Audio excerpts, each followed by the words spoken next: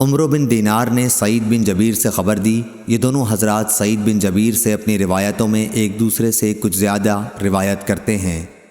ابن جریج نے کہا میں نے یہ حدیث اوروں سے بھی سنی ہے، وہ بھی سعید بن جبیر سے نقل کرتے تھے کہ مجھ سے ابن عباس رضی اللہ عنہ نے کہا اور ان سے ابی بن کعب رضی اللہ عنہ نے کہا۔ انہوں نے کہا کہ مجھ سے رسول اللہ صلی اللہ علیہ وسلم نے ارشاد فرمایا کہ پھر وہ دونوں موسیٰ اور خضر علیہ السلام چلے تو انہیں ایک گاؤں میں ایک دیوار ملی جو گرنے ہی والی تھی۔ سعید نے کہا خضر علیہ السلام نے اپنے ہاتھ سے اس طرح اشارہ کیا اور ہاتھ اٹھایا، وہ دیوار سیدھی ہو گئی۔